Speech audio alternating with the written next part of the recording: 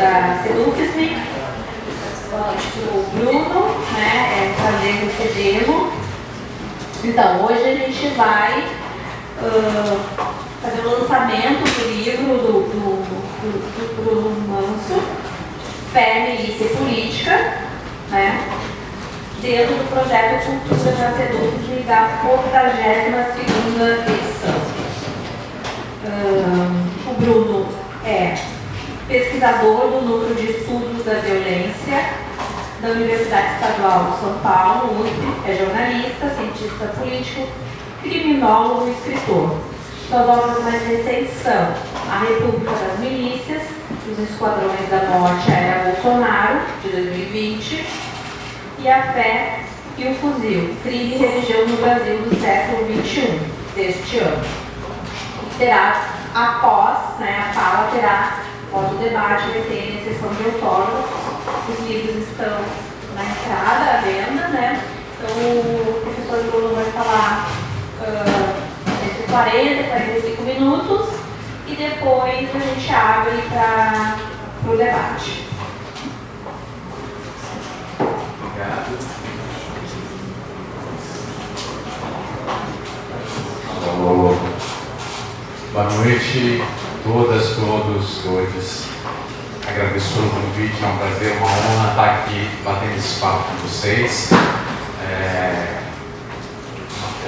Eu vou falar um pouco sobre as minhas pesquisas e sobre os livros que eu escrevi, sobre jornalismo, talvez brevemente sobre apuração, é um tema delicado de apurar, sobre violência, ao mesmo tempo é um tema complexo, é um tema difícil muitas vezes.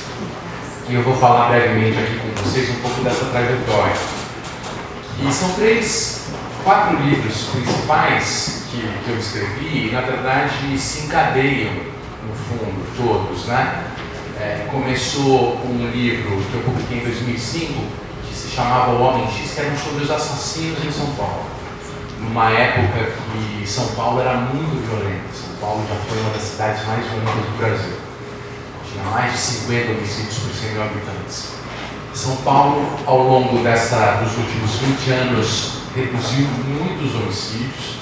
A partir daí eu fui escrever sobre esse processo de queda e passei a escrever e pesquisar e continuei pesquisando sobre a violência. Escrevi sobre o PCC e sobre o processo de profissionalização do PCC no crime em São Paulo, que contribuiu para uma postura mais profissional e para a redução da violência, que levou ao crescimento dos grupos e à expansão das gangues com bases prisionais nos outros lugares do Brasil. Depois, durante a eleição do Bolsonaro, eu fui para o Rio de Janeiro escrever sobre as milícias. Escrevi sobre as milícias e expliquei um livro. Refleti, escrevi e debati muito durante esse tempo sobre as diferenças e as peculiaridades do Rio, sobre o papel e a ligação das milícias com a política, sobre a diferença entre São Paulo e sobre outras cenas brasileiras. E agora, esse ano, eu publiquei o Fé e o Fuzil, que também é um desdobramento meio natural, porque durante todas essas minhas pesquisas sobre violência, para ouvir e para entrevistar pessoas envolvidas com violência, eu muitas vezes tinha dificuldade de fazer as entrevistas, porque as pessoas falarem sobre crimes que elas mesmas cometeram é muito delicado, é um assunto muito delicado. E eu apelava muitas vezes para os ex-matadores, ex-bandidos, ex-traficantes, que eram convertidos, os evangélicos, e que não tinham problema de falar sobre o passado no crime, porque até demonstravam o tamanho do milagre de Deus na vida deles. Então eu aproveitava e conversava e fui colecionando muitas histórias, e acabou sendo um desdobramento nesse livro que eu escrevi agora, A Fé e o Fuzil. Mas eu vou falar primeiro sobre os homicidas, né? E tudo começou com isso, quando eu estava pesquisando os homicídios em São Paulo, e isso em 1999, 24 anos atrás, né? Então há muito tempo. São Paulo tinha 100 chacinas por ano, na cidade de São Paulo. Chacinas é um caso de homicídio em que 3 pessoas ou mais morrem na mesma cena do crime. É uma situação inimaginável. O Jardim Ângela, por exemplo, que era um bairro da periferia da Zona Sul de São Paulo, Quando você ia lá no sábado à noite, você olhava por cima de uma laje, você via vários pontinhos vermelhos, 8, 9 pontinhos vermelhos de policiais olhando os corpos, porque no fim de semana era muito violento, a expectativa de violência já era muito grande. O cemitério São Luís, que era o cemitério lá do bairro, ele chegava a cavar covas sextas-feiras por antecipação, porque já se sabia que o fim de semana ia ser sangrento, né? E aquela cena muito típica dessa fase aqui em São Paulo, que muitas vezes se reproduz em diversas periferias brasileiras, que é da criança de 13, 14 anos saber diferenciar o calibre do revólver pelo som, e eles discutem, qual é o calibre, a pistola é revólver, é 38, é automático, não sei o quê. Ao mesmo tempo era comum você ver tiroteio no meio da rua, crianças que já viram várias execuções diante delas, né? Antes dos 18 anos, dezenas, assim, era uma coisa muito forte, e eu cobri esse tipo de cena. E eu trabalhava na revista Veja e me pediram para fazer uma grande matéria sobre chacinas, para entender por que São Paulo tinha tantas chacinas, por que as pessoas estavam matando, fazendo homicídios múltiplos em tanta quantidade naquele período. E a revista Veja, na época, quem não viveu isso, quem é mais jovem, não sabe o que era esses grandes títulos nacionais, tinha 1 milhão de leitores, era um jornal nacional quase, né? Que se publicava uma revista dessa dimensão, tinha uma repercussão muito grande. E na época, a revista Veja, qual era o desafio da revista Veja? Era acrescentar o que o jornal diário não conseguia cobrir. Porque o jornal diário, ele publicava 35ª chacina, 36ª chacina, 37ª chacina, contava um pouco as histórias da chacina, mas faltava amarrar a história com começo, meio e fim, para que as pessoas concluíssem o que é isso, o que está acontecendo. Ficava peças soltas nos jornais diários, no quebra-cabeça, e a revista tinha o desafio de você juntar essas peças e criar um arco narrativo com começo, meio e fim, que a pessoa entendesse o que era. E eu tive que fazer essa matéria para tentar pintar esse quadro e esse quebra-cabeça montado da grande São Paulo. E aí eu fui ouvir promotor, Ministério Público, fui ouvir juiz, fui ouvir testemunhas, fui ouvir vítimas, fui para os bairros, contei as histórias, mas faltava alguma coisa para acrescentar. E aí a gente conversando na revista, falou, por que você não entrevista os autores das chacinas, os caras que matam? Eu falei, ótimo, vamos, claro, vai ser um desafio, né? Como é que a gente faz isso? Qual foi a minha estratégia como jornalista na época? Os crimes de homicídios são os únicos crimes que são julgados no tribunal do júri, né? Os crimes de homicídio e tentativa de homicídio, que são aqueles tipos de júri que a gente vê nos filmes americanos, com júri 7 jurados, que dão uma sentença e você passa dias acompanhando testemunhos, tal. Só os casos de homicídios é que tem esse teatro, né? E eu fui no tribunal de júri que tinha mais homicídios em São Paulo e perguntei para os promotores de acusação quem é o advogado que mais defendia homicida nessa quebrada, né, nessa área, que era a área que tinha mais homicídios em São Paulo. Me apresentaram um advogado, o advogado ficou envaidecido de aparecer na revista, foi para a gente bater o santo também, foi com a minha cara, estava sentindo confiança, e ele me apresentou vários homicidas, autores de chacinas, que estavam todos soltos, porque ele era muito competente, não tinha todos em liberdade, e a gente começou a conversar, e eu perguntando basicamente por que você mata, quem você mata, o que te leva a fazer esses crimes, né? Para mim foi muito impactante, é uma coisa que até hoje eu acompanho nas cenas de cidades muito violentas. Eles falavam o seguinte, olha, 2 coisas que se repetiam me chamaram muita atenção. Uma delas eles que eram, assim, podiam ter matado 30, 40, e eram casos assim, pessoas assim com quem eu conversei, eles falam, olha, eu só posso te garantir uma coisa que eu te digo com tranquilidade, eu nunca matei nenhum inocente, todo mundo que eu matei merecia morrer. Era uma convicção de que eles matavam por alguma razão que justificava aquelas mortes. E uma outra coisa que era muito comum e que também ajuda muito a compreender cenas de periferia, das periferias violentas de São Paulo, Porto Alegre, inclusive, mas no Nordeste, Norte, que hoje são os quadros mais violentos do Brasil, é que um assassinato numa quebrada quando alguém de um território mata alguém de um outro território, muitas vezes os amigos e os parentes da pessoa morta se articulam para se vingar e matar a pessoa que foi responsável pelo crime. Vai lá e mata. Aí os outros amigos vão lá e se articulam para matar.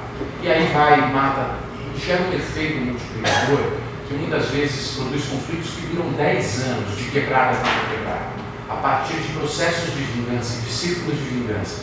Eu cheguei a acompanhar um caso em 93, com a ajuda dos promotores do Ministério Público, que um assassinato ocorrido no Jardim Ângela em 1993 desdobrou em 156 assassinatos ao longo de 5 anos, de tretas que passam a colocar territórios em disputas e bancas de territórios, lá a gente chamava de bancas, eles chamavam de bancas, eles se definiam como bancas, família e tudo mais, que geravam processos de círculos de vingança muito forte. Então, quando eu conversei com esses caras, conversei sobre isso, eu falei, bom, eu tenho uma história aqui para explicar por que os assassinatos em São Paulo vinham crescendo há 40 anos. Eu fui fazer mestrado, doutorado, fui fazer as pesquisas com essa ideia na cabeça. Eu tenho agora uma compreensão de uma lógica de multiplicação dos assassinatos, que eu vou escrever uma dissertação, fui fazer ciência política para escrever esses processos multiplicadores dos assassinatos, e que era muitas vezes respaldado por essa convicção do caos. Para eu sobreviver, eu preciso ser um cara de respeito, eu não vou abaixar a cabeça para alguém que acha que pode me desafiar. E gerava esse processo caótico, desordenado de vinganças. Mas aí eu fui fazer o meu mestrado em 2001 para explicar sobre esse crescimento. E os homicídios, quando eu comecei a escrever e comecei a pesquisar para escrever sobre esses crescimentos, passaram a cair e caíram ao longo de 20 anos seguidos. Justamente contrário às minhas expectativas, porque eu imaginava que ia continuar aumentando, porque assim, um caso gera outro, e gera outro, e gera outro, e gera outro. E ao mesmo tempo que eu estava prestando atenção nisso, eu falei, o que está acontecendo, né? Por que está caindo? Não havia nenhuma iniciativa de política pública, uma vontade de reduzir os homicídios para uma grande tragédia da cidade, não havia nada sendo feito, eu estava prestando atenção nisso, eu estava acompanhando. E foi ao longo desse período que eu comecei a apurar e pesquisar sobre o PCC. O PCC, ele tinha se formado em 1993, a história é bem conhecida, né? Foi formado em 1993, um ano depois do massacre do Carandiru. E num período que São Paulo e a periferia de São Paulo estava, uma geração estava falando sobre sua própria masculinidade, inventando uma identidade urbana periférica que até então não existia. Os Racionais são de 1988, 1989. 93 sai o Homem na Estrada, que é um clássico que projeta os Racionais nacionalmente. E eles começam a falar sobre uma identidade urbana que até então era inexistente. O que aconteceu em São Paulo? Você tinha uma geração muito grande de imigrantes, formadas por pessoas que vieram ganhar dinheiro e sobreviver na indústria, muito ligada a movimentos sociais, às comunidades eclesiais de base, católicas em São Paulo dos anos 70 e 80, mas que tinha um compromisso com o trabalho, e via a possibilidade do trabalho na indústria como forma de prosperar, mas ao mesmo tempo que era desacreditada ou ridicularizada pelos filhos, porque vinham de um ambiente rural, com uma cultura rural, que era vista como anacrônica nas cidades, e os filhos negavam a cultura dos pais, mas não tinham uma cultura própria a ser criada, né? E essa identidade urbana começa a ser criada muitas vezes pela violência, uma das formas que você vê essa identidade urbana de, olha, eu não quero ser igual ao meu pai, eu quero ter um caminho próprio e eu não vou abaixar a cabeça para o sistema que quer nos massacrar e quer nos exterminar. Você tem um discurso de masculinidade periférica, vem muito pelo hip hop é muito importante, que é assim, a gente não abaixa a cabeça para o sistema e a gente precisa parar de se matar. O nosso inimigo não somos nós mesmos, o nosso inimigo é a polícia, o nosso inimigo é o Estado, o nosso inimigo é o Estado que vem aqui nos exterminar e nos joga em cadeias e tal. O PCC surge em 1993 e passa muito a reproduzir esse discurso, porque surgiu um ano depois do massacre do Carandiru, e o massacre do Carandiru é um caso muito emblemático em São Paulo, porque 111 pessoas morrem no ingresso da polícia no sistema penitenciário, e depois que essas 111 pessoas são mortas, o capitão Guimarães, que é o responsável pelo ingresso da polícia na penitenciária, ele é candidato a deputado com o número 111 na célula e é eleito deputado. E aí o PCC começa a falar, começa a se organizar, falando, olha gente, o crime fortalece o crime, a gente precisa se unir para não abaixar a cabeça do sistema e para bater de frente com o sistema. E começa a reinventar uma fala e a desconstruir a fala da vingança e a produzir um novo propósito no crime que até então estava sem norte, estava caótico e estava autodestrutivo. Justamente com uma fala, olha, a gente precisa ganhar dinheiro, crescer nas brechas do sistema e se fortalecer a partir disso, né? Durante os primeiros 6, 7 anos, o PCC vai dominando o sistema penitenciário, porque depois do massacre do Carandiru, em 94, assume o governador Mário Covas um compromisso de implodir o Carandiru. O Mário Covas tinha um compromisso maior com os direitos humanos, ele tinha um discurso mais progressista, e ele passa a transformar o sistema penitenciário, que tinha um aspecto interessante, que ele passa a construir prisões menores, com 800 pessoas no máximo. O Carandiru tinha 7 mil, 8 mil pessoas. Só que esses presídios eles são espalhados pelo Estado e passam de 30 para 170. E para cada lugar que ele coloca, muitas vezes o preso cumpria a pena a 8 horas de distância da capital, dependendo de 7, 8 horas de tempo para a família fazer a visita, que era um custo muito alto. E o PCC passa a controlar, com esse discurso do crime, fortalece o crime dentro dos presídios, financiando, inclusive, a ida dos parentes para as prisões, com uma ideia de sindicato do crime, uma ideia inicial de sindicato do crime. Isso vai mudar depois de 99 anos 2000, quando o celular surge como um instrumento tecnológico popular, começa a se popularizar em 98 e 99, e entra nos presídios e passa a fazer com que os presídios virem espécies de escritórios, porque de dentro do sistema, com o celular, você passa a formar um networking, uma rede, que é possível falar a partir de dentro do celular, e o crime começa a ganhar uma nova configuração. Em 2002, o Marcola assume uma ideia de, em vez de cobrar taxa e mensalidades dos presos, como fazia antigamente, ele passa a explorar o tráfico de drogas como uma forma de financiar o crime e ganhar dinheiro e financiar a estrutura burocrática do PCC. Com o passar do tempo, o PCC passa a virar uma agência reguladora do mercado do crime em São Paulo. O crime em São Paulo passa a ter regras e a competição e a concorrência passa a ser regulada pelo crime. Existe violência, eles usam a violência, muitas vezes matam quem desobedece, torturam quem desobedece, tem uma postura rígida, mas as regras existem e muitas vezes essas regras elas são cumpridas não somente pela ameaça da violência, mas porque todo mundo começa a perceber que ao obedecer essas regras, todo mundo vai ganhar mais dinheiro, ter mais lucro e ter menos conflito e menos prejuízo. E o crime em São Paulo começa a prosperar de uma forma como nunca antes havia prosperado. O PCC, a partir dessa capacidade de profissionalização e de organização, via um discurso novo que desconstrói o discurso da vingança, autodestrutivo, que tinha antigamente. A partir desse discurso novo, o PCC dá um passo importante, que é o seguinte: ele percebe que o varejo da droga nos territórios era muito prejudicial e conflituoso e percebe que o grande salto a ser dado era chegar ao mercado das drogas nas fronteiras da América do Sul e passa a acionar contatos no Paraguai, na Bolívia, na Colômbia e se transformar num grande atacadista de drogas, onde os conflitos são menores, o volume de capital é muito maior e a capacidade de pagar autoridades públicas e corromper autoridades públicas é muito maior e os riscos são muito menores, né?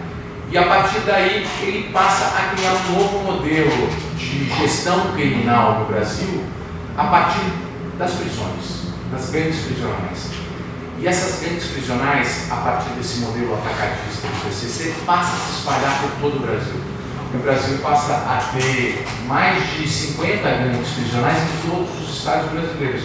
Aqui o Rio Grande do Sul é mais atípico, né, porque são gangues mais próprias do estado, né? Tem influência do PCC, tem influência do CV, mas são gangues mais os balas da cara, os antibalas, muito próprias daqui. Mas no resto do Brasil você tem uma nacionalização dessas gangues. E é interessante que isso, muitas vezes, você vê que o Estado tenta usar um remédio, o remédio acaba sendo um veneno e tendo efeitos colaterais perversos, porque em 2006 se cria o sistema federal para mandar para lá os criminosos mais perigosos, líderes de facções, né? Principalmente São Paulo e do Rio de Janeiro. O que começa a acontecer? Manda para lá os paulistas, os cariocas que já tinham esse know-how, esse modelo de negócio de facção, que começam a conhecer presos perigosos e criminosos de outros estados, que passam a levar para os seus estados os laços e os networkings que eles faziam no presídio federal, e o mercado de drogas se nacionaliza e passa a ter contatos em todos os estados. Via esses contatos que existiam nos presídios federais, surge o Sindicato do Crime no Rio Grande do Norte, surge a FDM no Amazonas, surge o bonde dos 40 no Maranhão, o bonde dos 13 no Acre, e sem falar uma série de sintonias do PCC que surge, e na série de comandos vermelhos regionais que também passam a aparecer nos outros estados. Então, isso é curioso porque a gente fica numa situação muitas vezes complicada, porque o Brasil também, o que aconteceu em São Paulo? São Paulo passou de 30 mil presos nos anos 90 para 230 mil presos em 2022. Só que tem um entra e sai de presos, né? Então são 230 mil presos, mas se for calcular quantos presos passaram pelo sistema prisional em 25 anos, foram mais de 1 milhão de pessoas no sistema prisional. E se for pensar em 230 mil presos, famílias, 4 familiares por preso, dá mais ou menos 1 milhão de pessoas girando em torno da cultura do sistema prisional. Isso significa que o sistema prisional seria a terceira maior cidade do estado, do porte de uma Campinas, por exemplo. Só que essa cidade, ela gera muito custos para administrar. Então, você criar 170 presídios, não é simplesmente você construir o prédio do presídio, você tem que você tem que bancar a manutenção do sistema, que é comida, roupa, os funcionários, numa situação de limite fiscal, onde os presídios são os lugares para os quais as pessoas não querem mandar dinheiro, porque acham que é privilégio, privilégio dos criminosos. E o que isso acaba gerando? Acaba gerando o fortalecimento da autogestão dos presos e o fortalecimento das grandes prisionais, porque as grandes prisionais passam os seus governos dessa terceira maior cidade do estado. É um autogoverno e você acaba concedendo e terceirizando o poder político para esses grupos criminais. Então aquilo que parecia ser o remédio começa a ser um veneno e começa a ser um outro desafio para a segurança. Isso aconteceu em São Paulo. No Brasil acontece a mesma coisa. O Brasil tinha 90 mil presos nos anos 90. Passa a ter quase 900 mil presos em 2020. Ou seja, aumentou o investimento em segurança pública em grande quantidade, na polícia militar em grande quantidade, aumentou a quantidade de presídios, multiplicou por 10 a quantidade dos presos. E os homicídios explodiram no Brasil. Em 2017 a gente chegou a ter 65 mil homicídios. Ou seja, a gente estava apostando num remédio que mais parecia um veneno.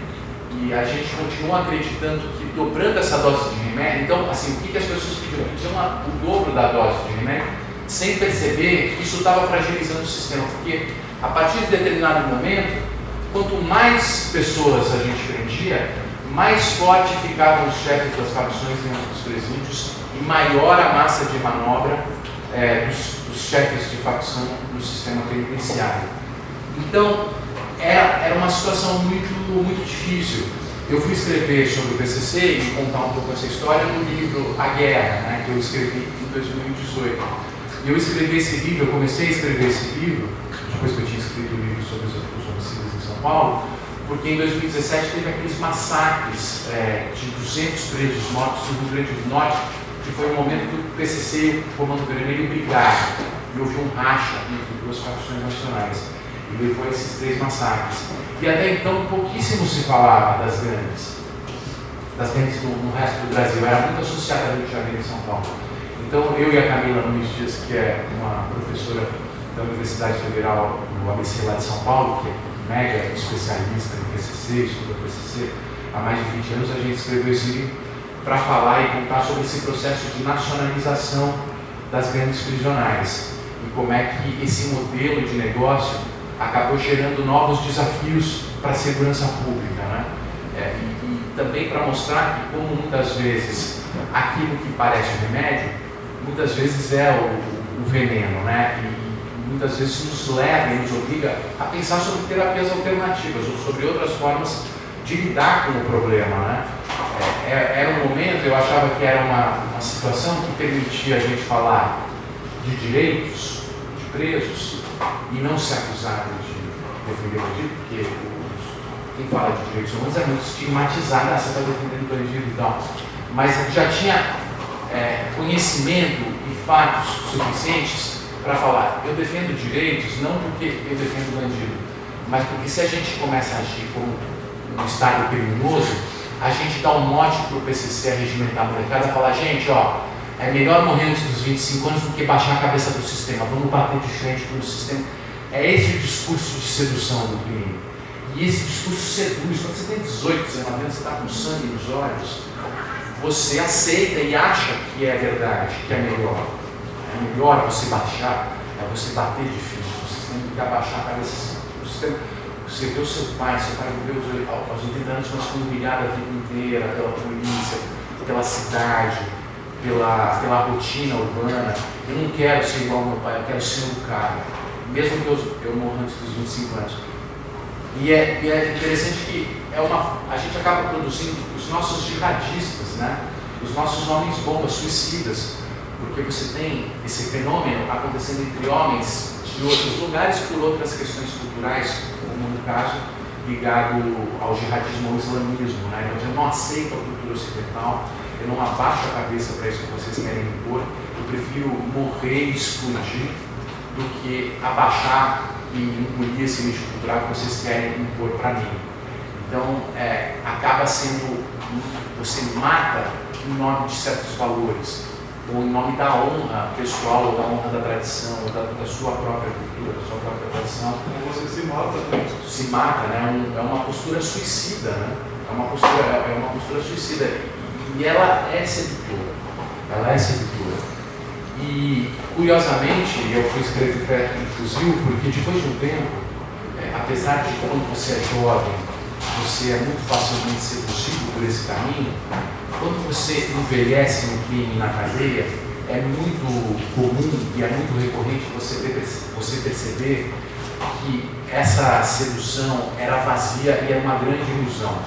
Você percebe que você abriu mão dos seus afetos, dos seus amigos, dos seus parentes, isso foi percorrido em nome de um dinheiro que na verdade não te dá muita coisa, que não significa muita coisa. Isso é muito comum também com pessoas que envelheceram no crime. Você perguntar se você pudesse voltar atrás, eu voltaria com certeza e não seguiria por esse caminho.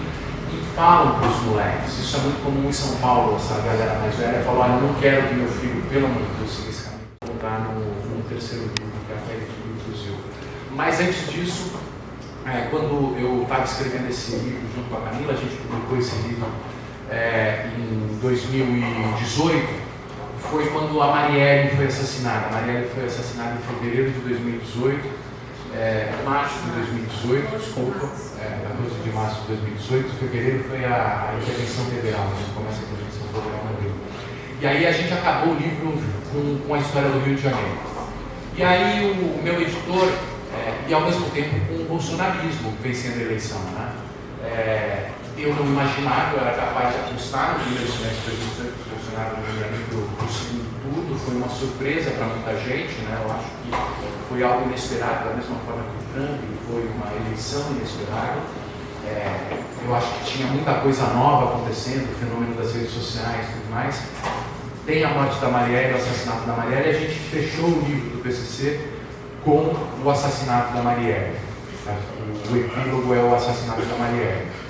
E o editor, ele, da Toda Vez, falou: você não topa escrever a biografia da Marielle para mim, para a gente? O seu próximo livro ser a biografia da Marielle? Eu falei: beleza, vamos nessa. E eu fui falar com a Aniele, fui falar com a Mônica, fui falar sobre a possibilidade de escrever um livro sobre elas, só que elas não receberam bem porque elas estavam a fim de escrever sobre ela, estavam a fim de produzir material sobre ela. Era uma fase que elas estavam achando que todo mundo estava querendo tirar proveito da história da Marielle. Então eu senti que houve um certo mal-estar. Diga. Eu vou ter que falar isso. O quê? Alguma coisa? Quer falar alguma coisa? Depois vai ser aberto espaço para discussão. Também vai ter um espaço. Vai ter um momento para todo mundo falar. Verdade. Certo? Tá. E aí houve essa conversa, né? E eu senti que não ia ter clima, não tinha interesse. Eu também não estava me sentindo confortável, porque era um momento de muita tensão na família. Tinha uma situação da Mônica Benício com a Aniele que estava desconfortável, então tinha muita história ainda para se resolver. E eu sugeri escrever sobre as milícias. Eu falei: bom, ao mesmo tempo eu já estou entrando aqui na história do Rio, e eu sugeri escrever sobre as milícias. E a história das milícias e a história do crime do Rio de Janeiro é muito interessante, é muito diferente de São Paulo e do resto do Brasil, porque o Rio de Janeiro e a polícia do Rio de Janeiro tem uma ligação do crime com um crime muito antigo, que vem desde os anos 50, anos 40, por causa do jogo do bicho. A gente estava conversando aqui sobre o jogo do bicho, que é uma das máfias mais antigas do Rio de Janeiro. E numa época que o Rio de Janeiro era a capital federal, e a informação policial era muito importante, e ao mesmo tempo nessa época ainda não tinha polícia militar, a polícia territorial ostensiva espalhada pelos territórios, a polícia civil era mais forte, e muitas vezes, para obter informação política, eles precisavam obter essas informações com os apontadores do jogo do bicho. Os apontadores do jogo do bicho eram distribuídos nos territórios, porque os bicheiros dividiam a cidade por território, e os apontadores do jogo do bicho passavam essas informações para a polícia. Tinha uma relação muito próxima de X9, como eles chamavam. Então era um compartilhamento de guerra, de luta naquela, de troca de informação, que era muito importante naquele momento. Bom, vem os anos 80, a coisa vai se transformando, vem a ditadura militar em 1964, esses policiais associados com bicheiros, eles fazem parte do DOI-CODE, são muito importantes na luta contra a guerrilha no Rio de Janeiro, são, durante o período democrático, afastados da polícia do Rio e passam a se associar nos grupos de extermínio e nos grupos de contravenção, trabalhando para bicheiros depois que saem do exército, que saem dos aparelhos de repressão. Mas nessa época também você tem uma nova cena criminal surgindo no Brasil, que é o mercado de drogas, que passa a se popularizar, principalmente a venda da cocaína a partir de 1975, os cartéis de Cali e Medellín exportando droga e cocaína para o mundo inteiro. São Paulo e Rio de Janeiro são rodas de passagem importantes. E o Comando Vermelho surge em 79 e passa a ser um grande varejista de drogas no mercado carioca, né? A cocaína passa a ser, inclusive, um produto muito ligado à cultura urbana, né? Muito ligado à nova cultura urbana que passa a surgir a partir dos anos 80, uma commodity muito valiosa.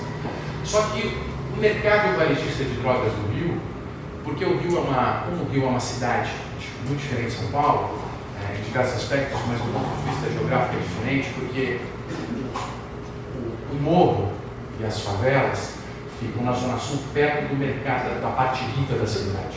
Então, para você vender droga na Zona Sul, você, muitas vezes, precisava controlar de forma armada um território para abrir suas banquinhas e a galera da Zona Sul comprava nos morros a droga. Em São Paulo era uma situação diferente, porque a forma como São Paulo foi urbanizada ampliou os bairros, mas pode para as periferias. Em vez de você ir comprar na periferia a droga, você ligava para o traficante, ou os traficantes estavam nos bares do centro, para vender uma mercadoria e exigia esse controle territorial tão fortemente armado como existia no Rio. E vão surgindo duas características bem importantes que diferenciam o Rio de Janeiro de São Paulo, e uma delas é a forte ligação da polícia com a contravenção com o crime e uma forte presença territorial armada do crime no modelo de negócio da droga. Então, no Rio de Janeiro, o controle territorial armado é básico para a estrutura de negócios de lá.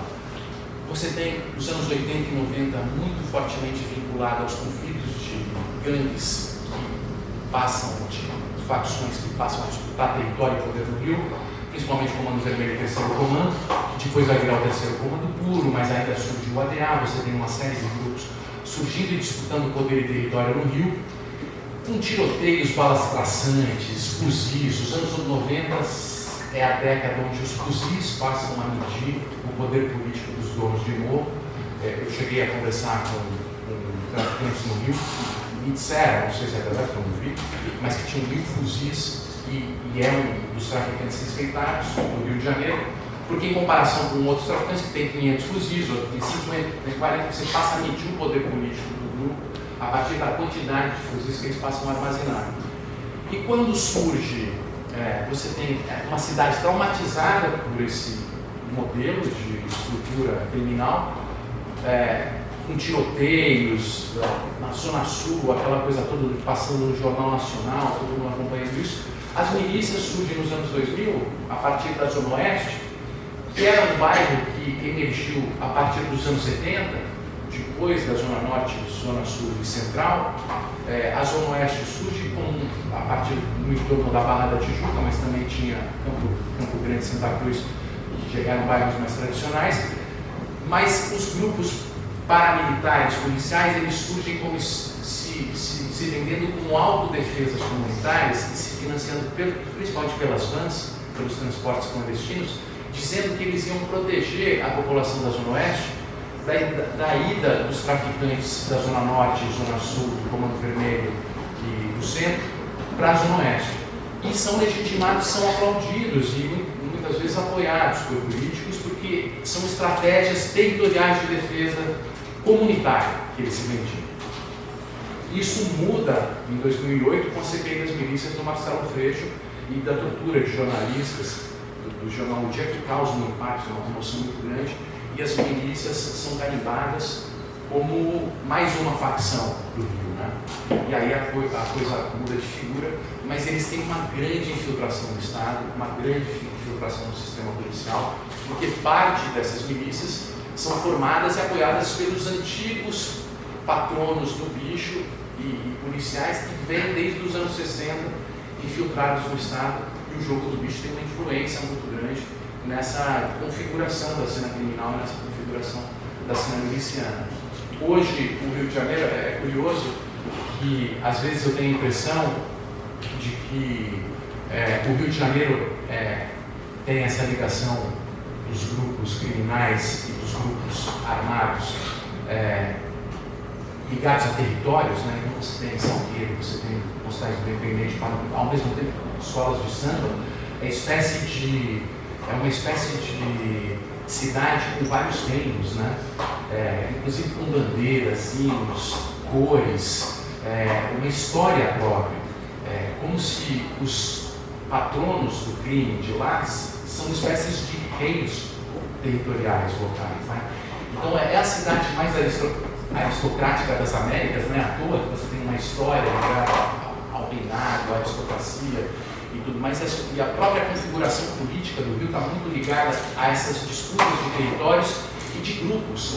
Os cariocas me falavam que eles enxergavam a Sinaval como uma espécie de Game of Thrones, uma guerra dos tronos, né? Uma fase pré-republicana, uma fase medieval quase, porque o Estado, a República, que é o Estado moderno, ela se faz a partir da construção de uma instituição que exerce o monopólio legítimo da força para garantir leis iguais em todo o território. Então o Estado moderno se faz porque só ele pode usar a força pelas polícias para garantir leis iguais em todo o território.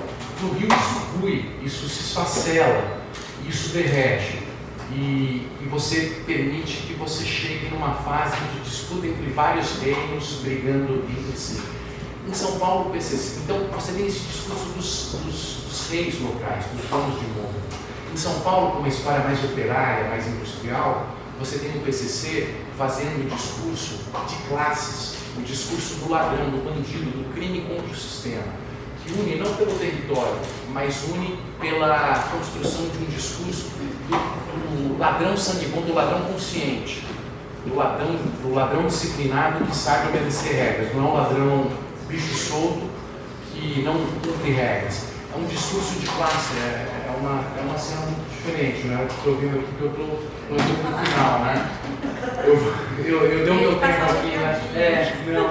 Beleza, eu acabei não falando muito sobre a religião, mas daí a gente pode conversar durante a pergunta. Eu sei que você está afim de falar, estou vendo aí que você está ansioso para falar, e a gente abre para conversa, abre para perguntas. Estou à disposição aí para conversa.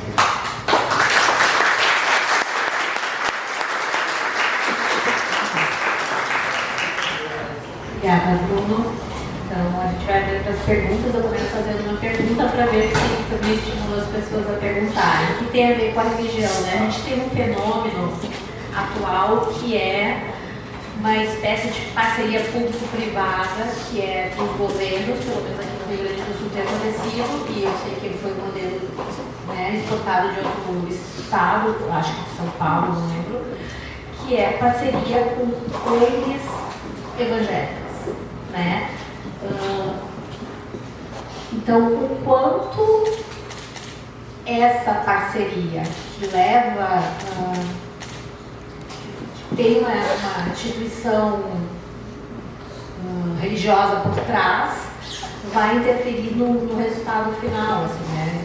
Se isso seria, então eles vão se converter todos, ou o que significa essa parceria, né, do ponto de vista da criminalidade, né? Porque é o Estado abrindo mão de novo, né, não investindo e abrindo mão e deixando que o terceiro setor, e no caso um setor que é muito forte, a igreja evangélica, e que tem políticos, né? Então assim, uma roda viva, né? De que isso vai influenciar essa parceria com as igrejas evangélicas para administrar casas prisionais, e que isso vai dar na ponta, porque a gente viu isso na eleição do Bolsonaro, né?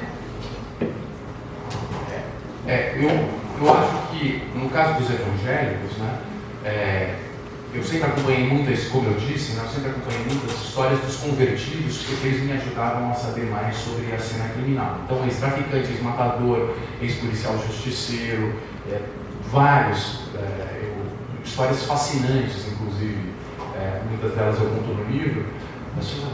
Pessoa que tinha vendido crack no Embu, levou o crack para o Embu, aí a mãe dele passou a ser usuária e consumidora dele, morreu numa chacina por causa dele, se sente culpado, começa a se envolver em conflitos, toma 12 tiros, sobrevive, vira evangélico e se transforma. Até hoje, a gente conversa há um tempo e tal, mais de 20 anos que ele é convertido e mudou. E eram várias histórias nesse sentido. Mas, ao mesmo tempo, eu nunca quis escrever sobre esse tema, porque me pareciam histórias pessoais e histórias ligadas a questões privadas, que todo mundo tem direito a acreditar no que quer, né? Pode ser alguém de religião de matriz africana, pode ser evangélico, pode ser um católico, e é muito pessoal. E trazer isso como um tema público, eu achava que, como jornalista, assim, será que é o caso? Acho que não, talvez, é muito pessoal a história. Só que a coisa começa a mudar de figura quando eu fui escrever sobre as milícias, porque você tinha um traficante, né? Um traficante que tinha virado evangélico no Rio de Janeiro, em 2016, a região de Parada de Lucas e Vigário Geral, era uma região no Rio, e são dois bairros vizinhos na zona norte do Rio, Parada de Lucas e Vigário Geral. Um deles era controlado pelo Comando Vermelho, um pelo terceiro Comando Puro, que eram facções inimigas. Quem morava em Parada de Lucas e estudava em Vigário Geral, os estudantes tiveram que tirar o filho da escola, porque começou a ter uma série de conflitos por essa rivalidade de vizinhança. A divisa do local era chamada de faixa de Gaza. Isso muda quando esse peixão ele assume o controle, e ele é do terceiro Comando Puro, e consegue unificar esses dois bairros. E ele tinha sido convertido em Duque de Caxias, numa Assembleia de Deus, sai do crime, mas quando ele sai do crime, o bairro volta a ter uma confusão e chamam ele de volta, ele volta como pastor traficante. E ele cria lá o Complexo de Israel.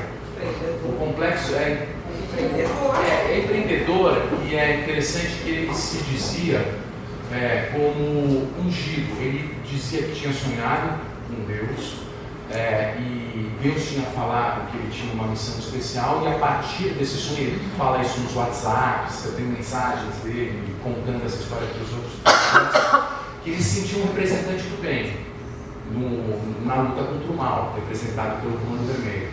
E ele começa a dominar uma série de favelas, e até hoje é um grupo muito forte, e é um complexo de 5 comunidades com uma estrela de Davi, neon em cima da caixa d'água, a bandeira de Israel.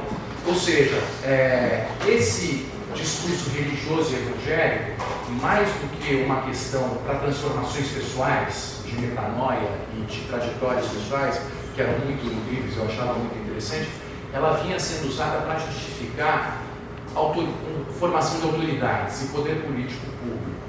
Então, eram formas de você produzir obediência, de você justificar a sua autoridade, que vai também se desdobrar ao longo de 2018 e 2019 com o discurso da direita brasileira, mas em outros lugares do mundo, que parte muito da doutrina da batalha espiritual, que passa a se fortalecer a partir dos anos 80 e 90, que enxerga o mundo na iminência do fim, a partir do Apocalipse da Bíblia, que define e diz que o mundo está para acabar. Muitos da Assembleia de Deus, inclusive, têm essa visão mais escatológica, apocalíptica, faz parte da doutrina da Assembleia de Deus, a principal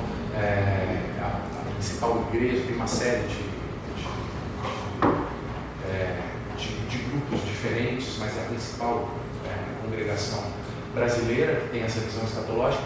Mas além disso, você tem alguns grupos dentro da Assembleia de Deus que acham que Cristo já está na sua segunda passagem na Terra, porque tem passagens bíblicas que citam a formação de Israel, que a geração que viu Israel formar. Então você tem uma visão escatológica muito forte, inclusive com essa guerra Israel-Palestina nas mídias sociais, de evangélicos estão o tempo de, está vendo, a gente está falando, teve a Covid, isso é um assunto muito forte entre eles. E quando Jesus Cristo chegar e o mundo acabar, você precisa ter o maior exército de pessoas convertidas e abraçadas e com a vida entregue a Jesus possível. Então o grande desafio não é reformar o mundo pela política, não é evitar que o mundo acabe pela racionalidade, pelo debate racional político. O grande desafio é ter um máximo de exército de cidadãos de bem antes do mundo acabar.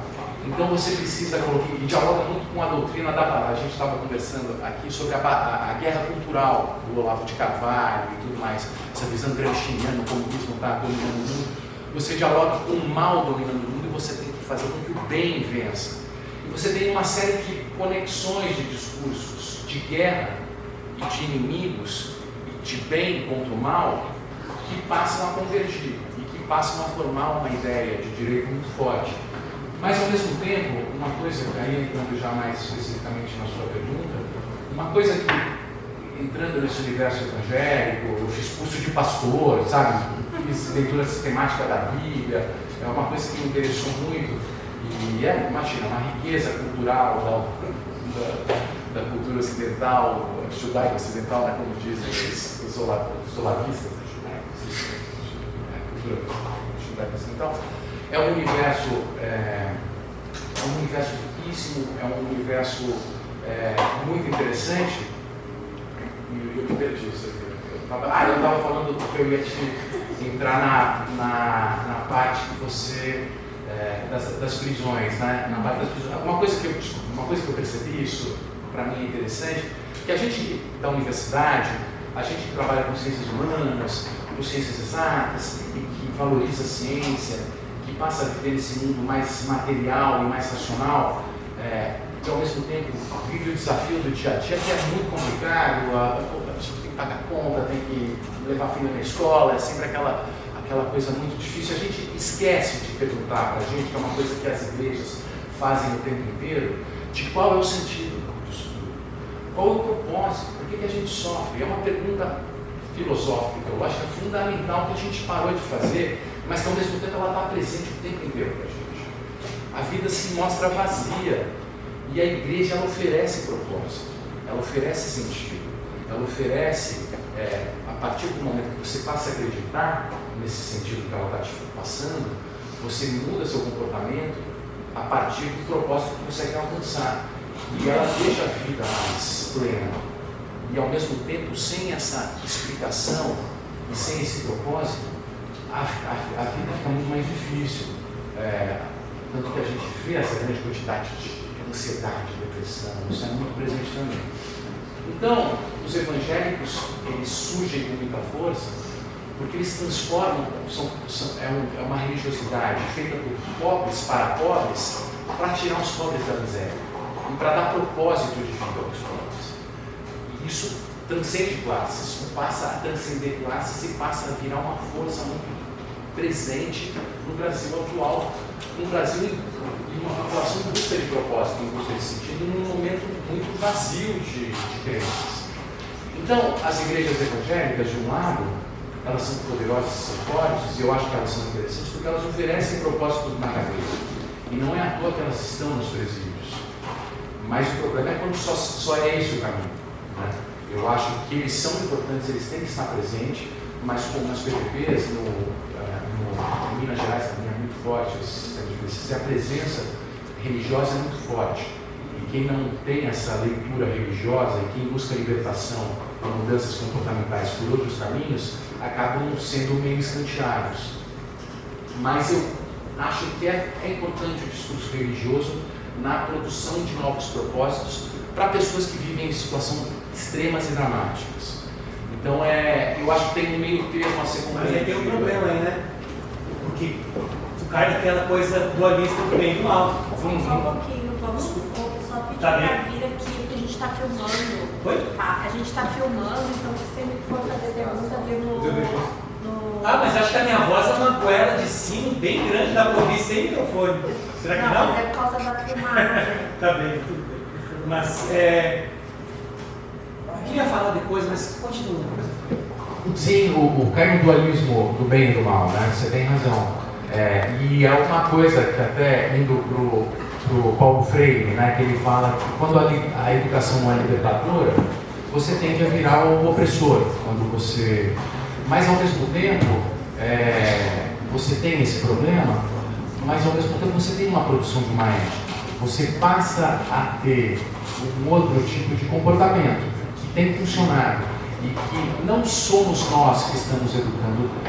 Quem está mexendo nessa lama, quem está trabalhando com isso, são pessoas que vivem o problema. Eu acho isso interessante, porque não foi uma solução que veio de cima, foi uma solução criada de baixo, mas que precisa ser debatida, e precisa ser discutida, e precisa ser apontado os problemas. Claro, esse maniqueísmo e formas, mas é possível dialogar. Eu acho que o diálogo é possível, mas são soluções que vieram de baixo, então isso é interessante também.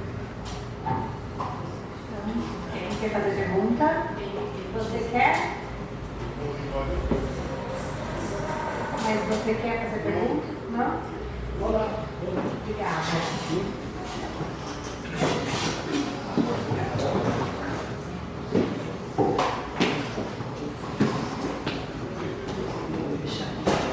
Eu digo, mais atrás já vem para cá, ó. E a gente tem um bloco de 3 perguntas e ele responde. A impressão que eu tive com a tua fala é a seguinte: você conta 3 momentos em que o Estado falha. E a falha do Estado gera, então, né, como é que eu vou dizer, o aumento da violência nas comunidades, então as mortes por vingança, né? Aí depois, então, a criação, quando tentam concentrar lá os chefes do crime, então, em presídios federais, de novo esses caras acabam virando os caras que pagam a cesta básica para as famílias do cara que está preso, que transporta as famílias para visitar os caras, então eles crescem, então, com o poder dentro do Estado. E aí depois, de novo, né, quando o Estado, tu até falou isso, né, o PCC se cria em Comando Vermelho, tentando crescer nas brechas do sistema. Me parece que os evangélicos também estão aproveitando a mesma coisa, onde o Estado falha em prover educação, em prover segurança, em prover saúde, entram os evangélicos dando remédio, dando cesta básica, né, dando bujão de gás, né? Então me parece, parece um grande conto, uma grande história de falhas do Estado, nação, né, em prover para as pessoas todas, né? Não sei se tu concorda com isso, mas parece que é isso. Obrigada. Próximo, e daí tem mais alguém? Tá, o Léo.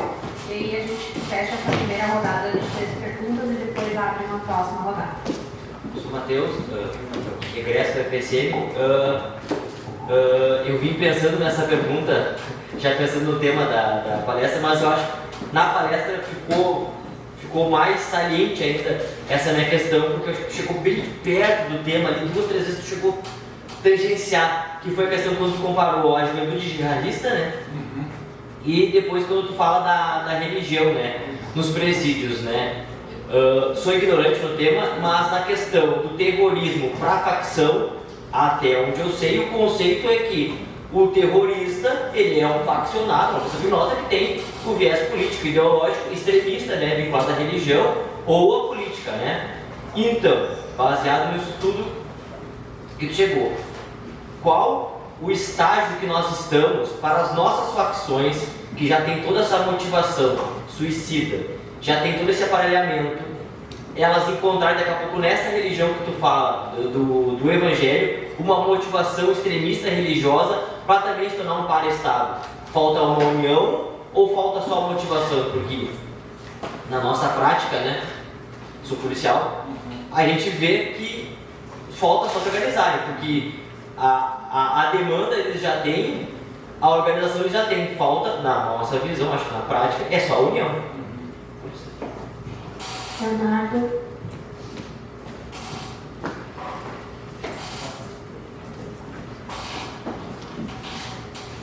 Boa noite a todos e todas. Boa noite, Bruno. Boa noite, Leila.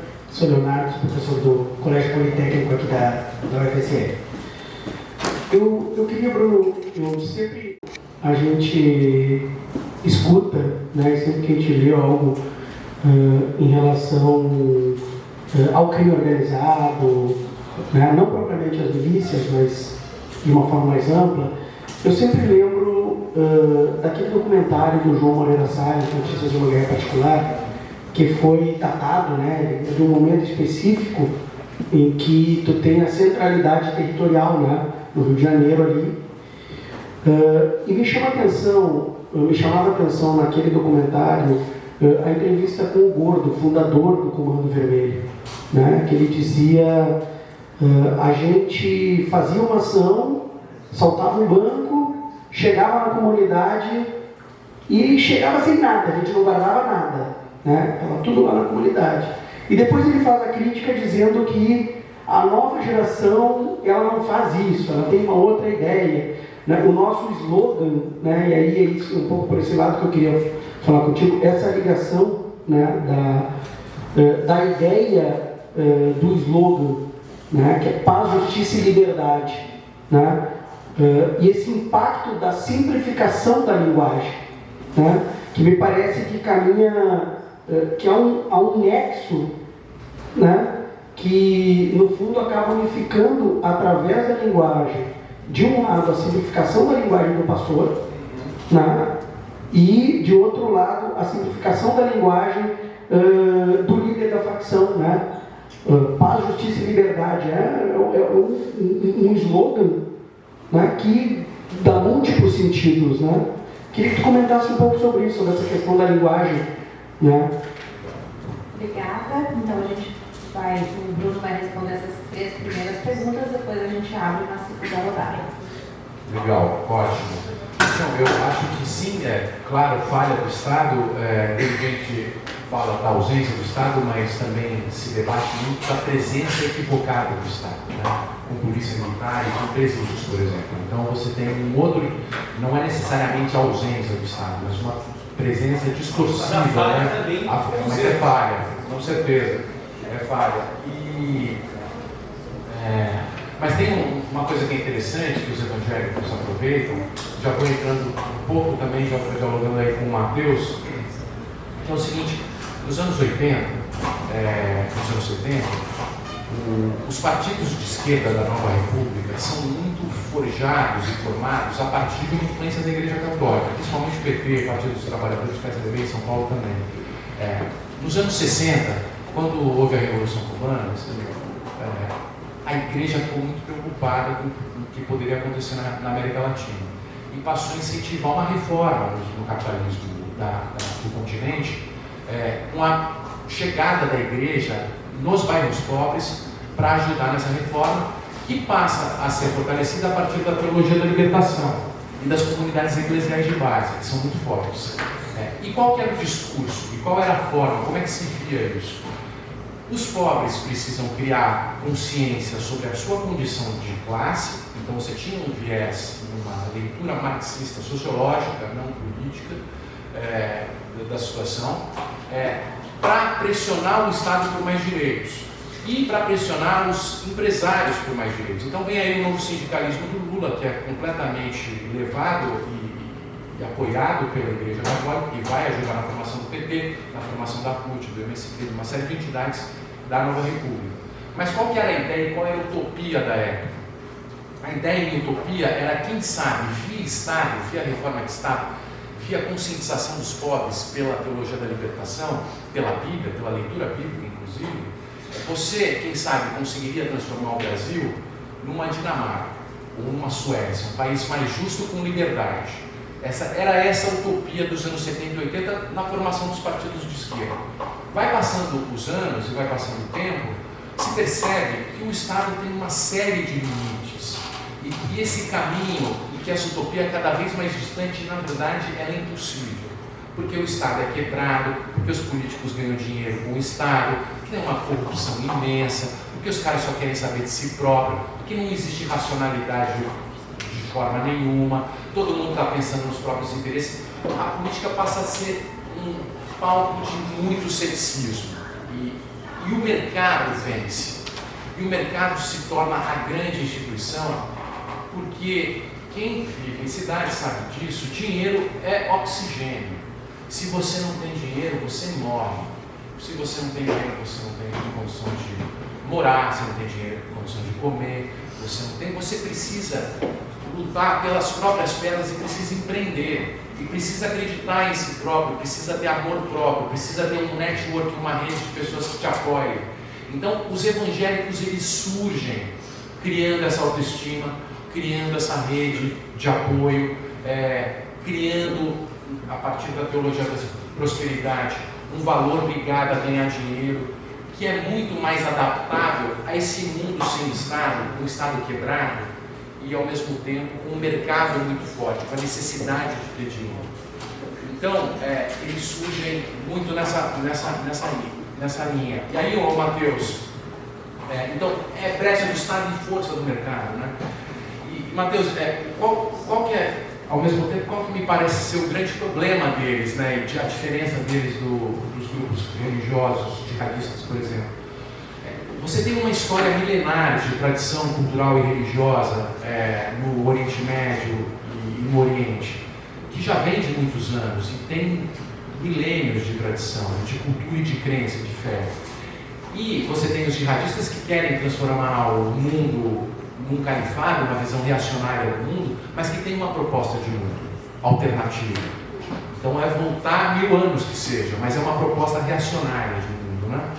No caso do crime, ele não tem uma proposta de mundo novo. Ao contrário, de repente, dos comunistas e dos socialistas, que eles tinham uma proposta diferente. Ó, vamos deixar de viver no capitalismo, vamos viver nesse mundo, e assim você engajava pessoas para essa luta, para transformar o sistema. O crime não tem isso.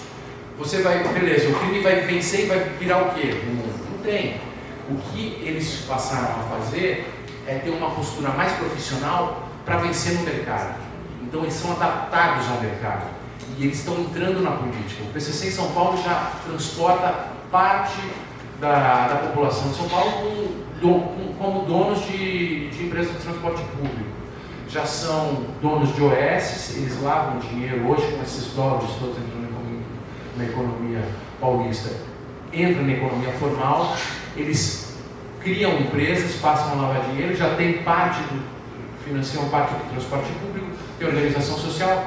O vice-campeão paulista, que é o Água Santa do futebol, que perdeu para o Palmeiras, ele é dirigido por um dos donos dessa empresa que a polícia diz que é do PCC. O ano passado, um diretor do Água Santa foi fuzilado por problemas de negócio, e é o vice-campeão paulista e tem muito dinheiro sendo lavado. Um jogador de futebol, por exemplo, é uma forma de se lavar dinheiro, e eles estão entrando no sistema, eles estão bugando o sistema, eles estão se apropriando desse sistema sem Estado, um Estado muito fragilizado, e onde quem tem dinheiro é mais forte e tem mais poder. Então é uma situação muito delicada, mas eu não acho que eles vão ter um discurso capaz de unificar. Eles vão ser fortes nesse sistema, eles já são cada vez mais fortes nesse sistema. E aí, finalmente, falando do Leonardo, a pergunta do Leonardo, eu acho, Leonardo, que você tem razão, tem uma forma de falar e uma forma, o papo reto, né, como eles falam, é conversa de igual para igual, não é a nossa conversa, olha, eu vou civilizar vocês. Eu sei como vocês devem se comportar, eu vou educar vocês. Não é uma conversa de cima para baixo, é uma conversa de baixo, no mesmo nível, mas mais do que o papo reto das palavras corretas, eu acho que tanto o PCC como a igreja, eles têm uma coisa que é muito fundamental, que é a construção de propósitos de vida para as pessoas. Então eles falam, o crime fortalece o crime, a gente vai ser criminoso consciente. Você vai ser o cara que sabe respeitar a regra, você cumpre a ética, você não vai ser um bicho solto, um maluco que vai ficar matando seus irmãos. Você cria um propósito para o crime. E a igreja da mesma forma, você vai estar junto de Cristo, Cristo vai te amar, você vai ser amado, você vai ter seus irmãos, você vai ganhar dinheiro, você vai ser salvo na eternidade, a sua vida vai fazer sentido. Então a produção de sentido, eu acho que é a coisa mais forte que a gente perdeu, a política perdeu essa capacidade de produzir sentido. A esquerda costumava ter isso com o socialismo, porque a gente falava, a gente tem que lutar pelas injustiças para se apropriar dos meios de produção e para ter um novo mundo. Então você tinha um mote para a guerra, você tinha um sentido para a guerra, um sentido para a luta. Quando cai, derrete o socialismo, isso fica mais vazio, e quem passa a ter esse propósito é a direita. De repente a gente passa a ver os caras acampando 2 meses na frente do exército e falando, meu, o que motiva esses caras? Como assim? O que leva? Esses caras se enxergam como fazendo parte de um exército do bem. Eles precisam lutar contra o mal, eles estão achando que fazem parte disso. Então a produção de propósito, eu acho que é mais significativo e importante do que além das palavras também. Né? Obrigada, Bruno. Então, mais 3. Depois eu cito e depois tu.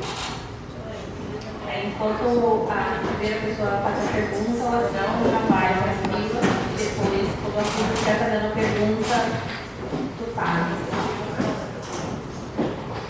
Boa noite. Meu nome é Alessandra, eu também sou policial civil em Santa Maria, trabalhei há muitos anos combatendo crime organizado na cidade. Tenho, na verdade, várias perguntas para ti, né? Já vi teus 2 livros, já adquiri o terceiro. Vou fazer aqui, tu ver o que tu acha mais pertinente responder. Tu começaste a palestra falando da diferença de São Paulo alguns anos atrás e para hoje. O que tu tu acha que fez esse cenário mudar em São Paulo, né? Que não é uma cidade mais tão violenta quanto era alguns anos atrás. O que tu acha que contribui para essa diferença em São Paulo e no Rio?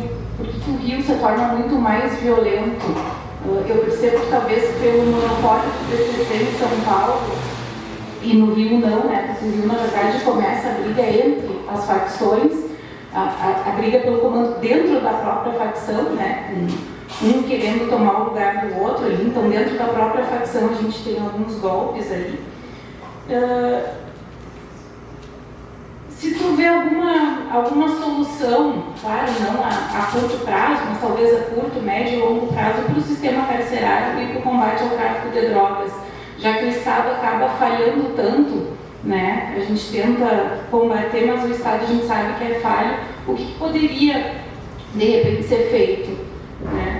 E por último, se tu falaste aí, citaste as facções do Rio Grande do Sul, se tu tem algum aprofundamento, algum conhecimento, porque realmente aqui a gente tem facções, a gente é bairrista até nisso, né, que as facções aqui são nossas, algumas com ligações com o PCC e Comando Vermelho, mas não tanto quanto na região norte e nordeste. Elas têm vinculação, mas continuam sendo, o monopólio continua sendo nosso aqui. Obrigada e parabéns. Assísio, pode assistir já, tá? Bruno, meu nome é Assísio, eu sou do Centro de Educação e da diretoria da ACEBUSC.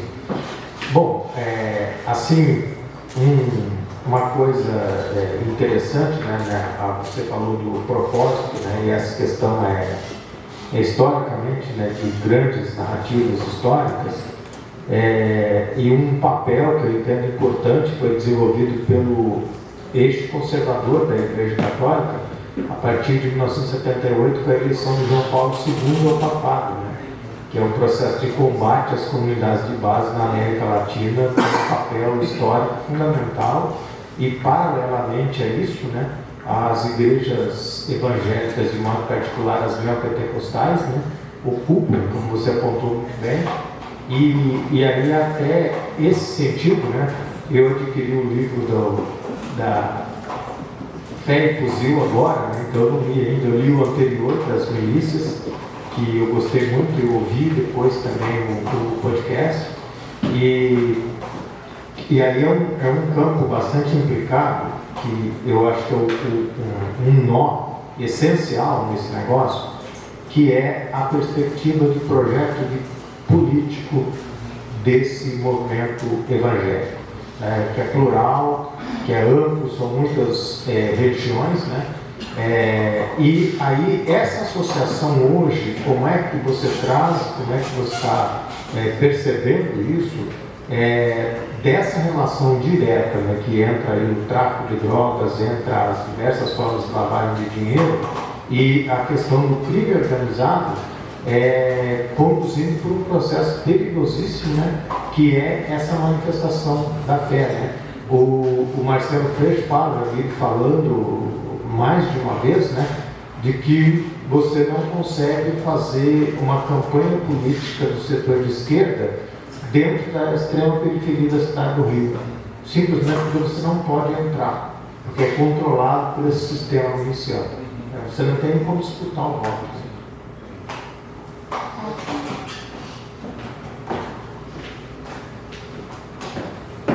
E aí, Bruno, tudo bom?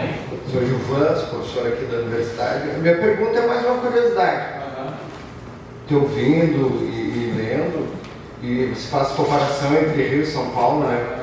E vê se tu concorda. Em São Paulo, por mais que o cara junte grana e poder, o cara continua periférico. E no Rio, uma certa glamorização do crime, né? Pega o Castor de Andrade, o Miro Teixeira, o Anísio Abrão Davi, os caras frequentavam as altas cúpulas do Rio, né? Amigo do Boni, os caras davam entrevista para o Mauri Júnior, os caras estavam em tudo que era revista. Eu queria que tu me ajudasse a entender por que tem, se é só uma questão geográfica que aproxima as pessoas do Rio e afasta em São Paulo, ou tem essa glamorização mesmo do crime, né? A gente estava falando antes sobre essa nova série, assim, como os caras lá em Nilópolis, né, lá na Ilha do Governador, lá em Niterói, os caras conseguem circular nas altas esferas cariocas sem nenhuma discriminação. E em São Paulo é quase um apartheid. O cara é chefe, é dono, é poderoso, mas é lá na quebrada, lá no Capão Redondo. Né? É lá, sabe? Eu queria que tu me explicasse um pouco por que tem essa... Enfim, né? Me parece que tem esse... O bandido legal no Rio, né? O bandido bonito, o bandido charmoso, o bandido atraente. Em São Paulo, por mais grana que o cara comunica, ele continua lá. E de lá não sai, né? Era isso. Obrigada. Então, eu vou encerrar esse bloco e depois a gente Alessandra, eu acho que você já foi um pouco na linha da explicação da diferença de São Paulo e do Rio. O que a gente fala aí? Eu ajudo a fazer o monitor da violência, a gente tem um G1, né, o Fórum Brasileiro de Segurança Pública, que a gente publica agora os dados de homicídios mais em tempo real, né? E o que a gente tem percebido é uma coisa que eu tenho falado muito lá e que a gente tem discutido muito, porque às vezes você vê um estado, sobe 50% de um ano para o outro, às vezes cai 30%, 40%. E o que a gente começou a perceber nessas grandes crescimentos e quedas de homicídios? Que muitas vezes as taxas de homicídios funcionam como termômetros da rivalidade do mercado do crime no lugar. Então, por exemplo, São Paulo e o PCC, mais do que o monopólio, ele virou o grande governo do crime em São Paulo e criou regras para o crime, porque o PCC, apesar de vender muita droga, as pessoas têm certa liberdade para vender droga em São Paulo, no Vale, já não precisa ser irmão. São 11 mil irmãos só em São Paulo, é pouca pessoa, são poucos. Então tem muitos primos e companheiros que, desde que respeitem a regra do crime, eles podem vender droga.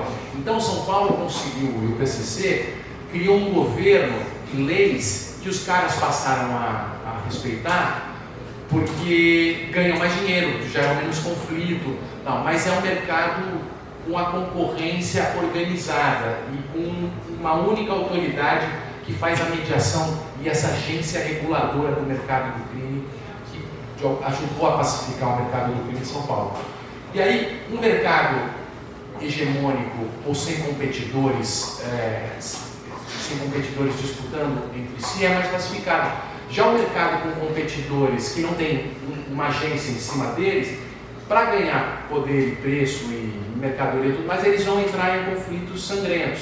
Então, em mercados com competidores, com facções rivais, isso gera violência, né? Isso produz violência.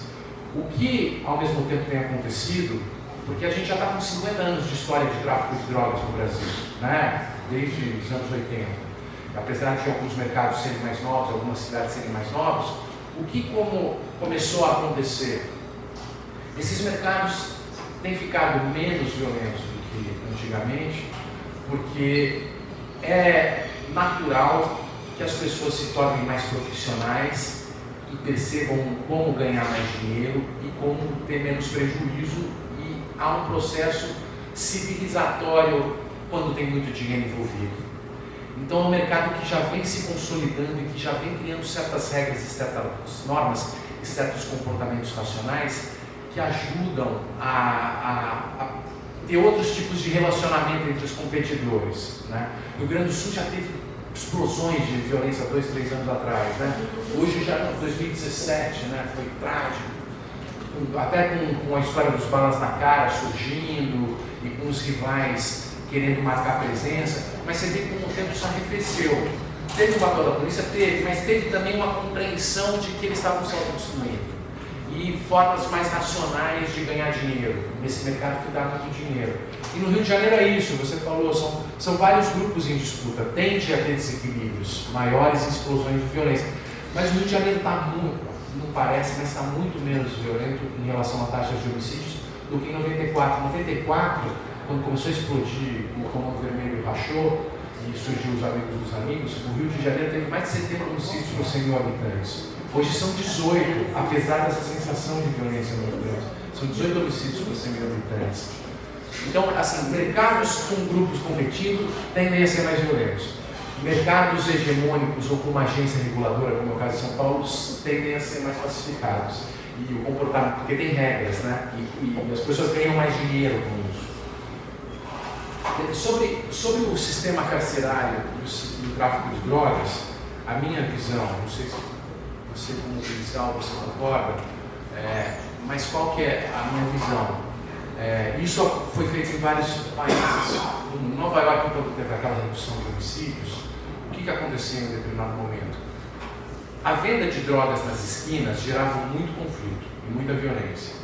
E a venda de drogas por bico gerava menos conflitos. A polícia começou a focar na venda de drogas nas esquinas e a meio que deixar fazer vistas grossas para a venda de drogas por telefone BIP. E isso mudou o comportamento dos traficantes. Então, o que a gente vê, assim, as drogas vão continuar sendo vendidas, né? Uma mercadoria, você vê agora nos Estados Unidos, tem mais de 100 mil mortes de overdose pelo metadona, fentanil, né? Esse opioide produzido em farmácia, de compradora, remédio comprador, né? A droga sempre vai aparecer. Então, qual que me parece ser o desafio das polícias? É redução de danos, é fazer com que o tráfico não seja violento, que não existam tiranos armados em quebradas impondo regras. Então, se tem homicídio em quebrada, o traficante que mata é prioridade. Legalização não? Não, eu acho que, em tese, eu acho que é o caminho, porque assim, o mercado regulamentado, ele é um mercado menos lucrativo. A proibição gera um lucro excessivo. E esse lucro excessivo é que financia muitas vezes essas guerras. Então, e esse lucro excessivo vai ter um governo. O PCC virou um governo, ele passou a ser um governo do crime. Então, se o Estado ser o que governa e administra, vai ser muito mais civilizado e racional, cobrando imposto, tendo uma postura civilizada para mediar, porque o consumo sempre vai existir. Então, quando a gente fala de legalização, eu sempre tenho muito cuidado, porque muitas vezes, às vezes eu vou falar em escola com professores, eu já tomei umas enquadradas, assim, apesar porque a droga, ela gera muito medo. Ela gera muito medo. Eu sou pai também, eu sei o medo que é, né, de filho adolescente, consumo excessivo e tal. E ela está associada ao descontrole, à loucura, à imprevisibilidade. E a vida imprevisível é insuportável. E o medo de você ser assaltado por um louco às 5 da manhã levar o seu celular, e você já associa a loucura à irracionalidade. As drogas são sempre associadas a isso, né? Então, a conversa sempre tem que ser muito cuidadosa, porque o medo e o estigma do uso excessivo de drogas é muito grande. Então, o que a gente tem que explicar, muitas vezes, é que a gente concorda com a necessidade de você viver em sociedades que as pessoas se respeitem, previsíveis, que as pessoas respeitem as regras, que não existam covardias, tiranias armadas, tudo isso a gente concorda. Mas a regulamentação vai nos ajudar a fazer isso.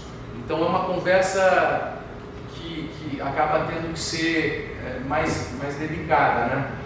Mas então nesse sentido, às vezes me parece que o desafio da polícia, em São Paulo isso aconteceu em algum momento, 2006, durante o governo Serra, e nas UPPs também isso aconteceu, começou a ter as operações de saturação, eram chamadas. São Paulo ainda tinha houve algumas chacinas em São Paulo, e aí chegava lá a polícia, ficava 2, 3 meses, às vezes chegava com helicóptero, mas São Paulo não tem morro, chegava com um grande quantidade, chegava também com um dentista, cortando cabelo, fazia uma operação meio social, meio de força, ficava 2, 3 meses no lugar, mas a ideia era a seguinte, já falou, ó, se tiver morte, você vai quebrar, a gente vai te dar prejuízo. Começou a ter um tipo de diálogo assim, nesse sentido. E aí começou a ter um papo entre traficantes, eu acompanhei isso, que ó, matar atrai polícia, não vamos matar. E você consegue moldar comportamentos pela uma forma mais racional de fazer polícia. E eu acho que redução de homicídios é sempre prioritário.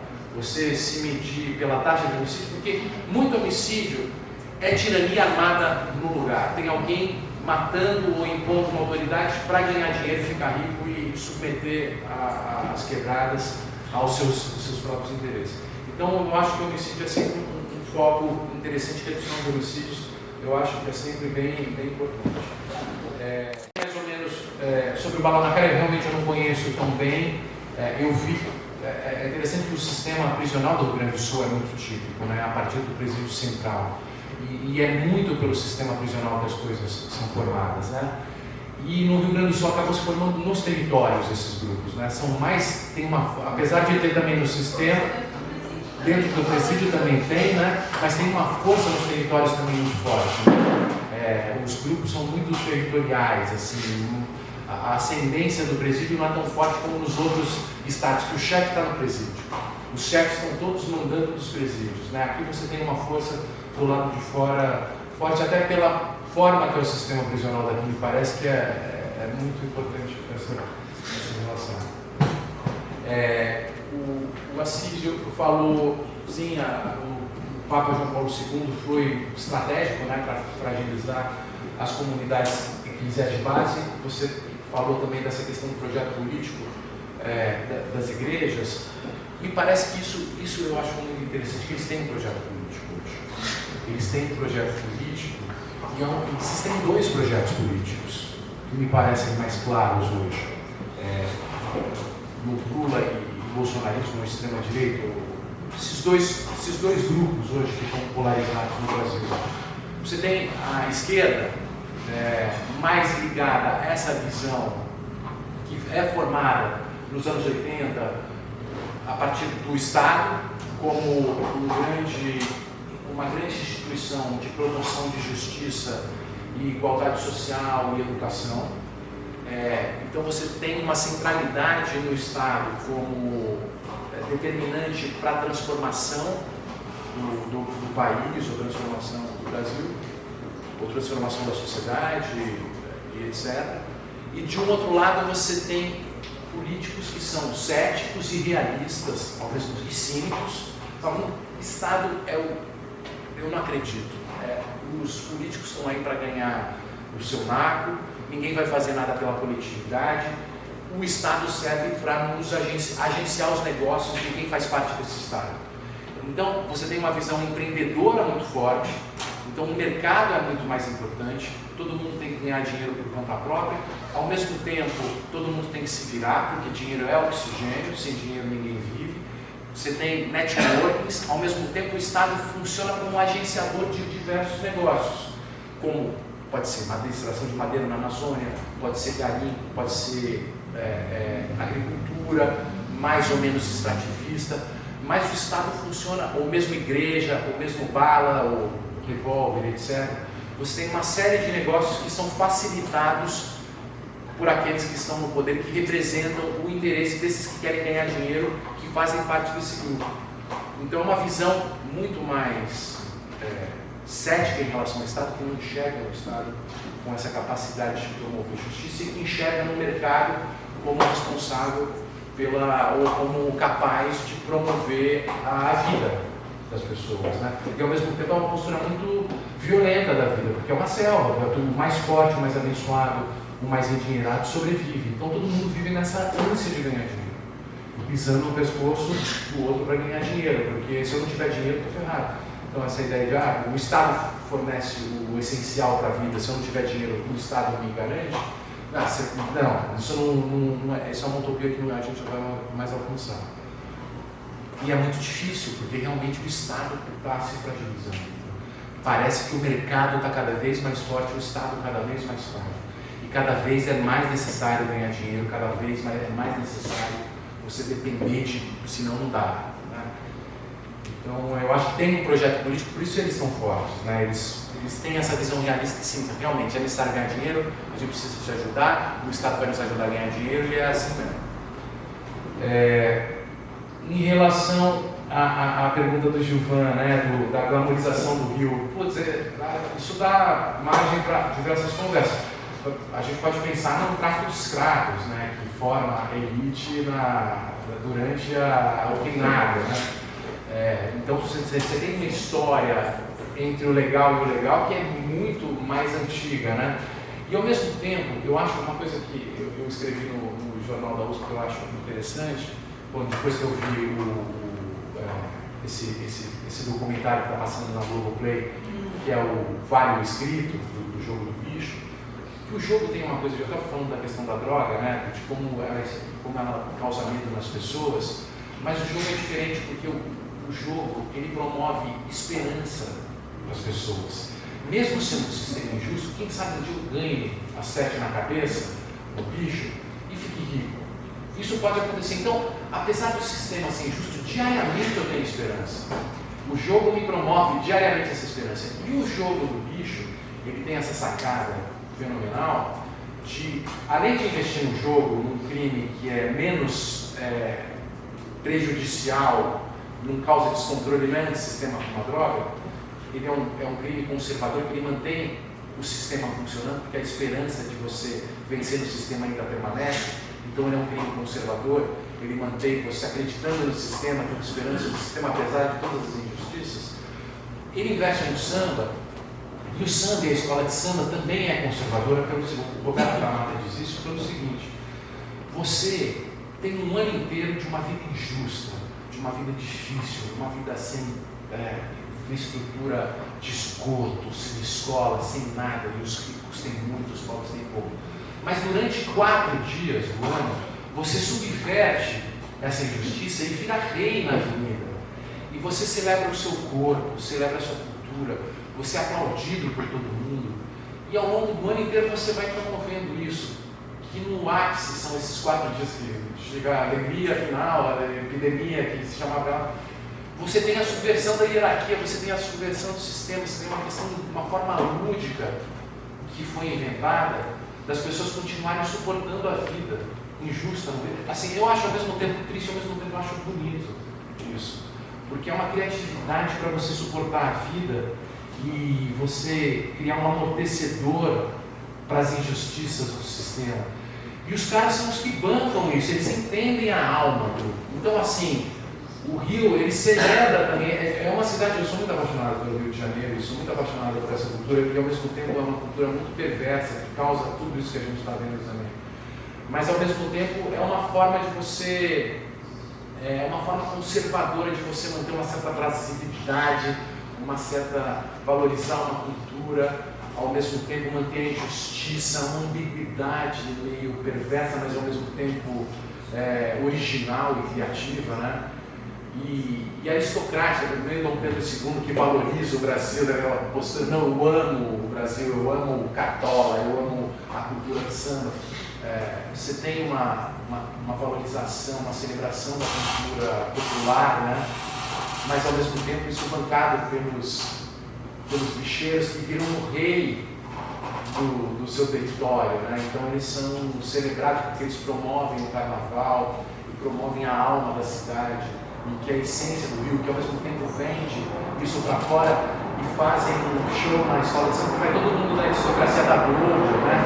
Participa os desembargadores, os filmes, todo mundo está lá no camarote vendo e celebrando.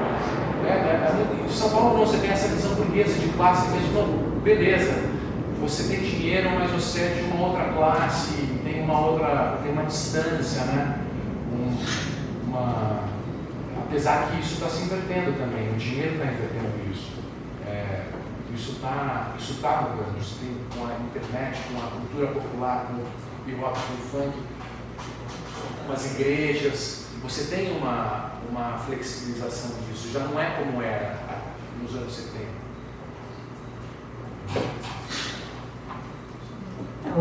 Com o adiantado da hora, eu vou propor que a gente faça a nossa última rodada de perguntas para depois fazer a sessão de autógrafos.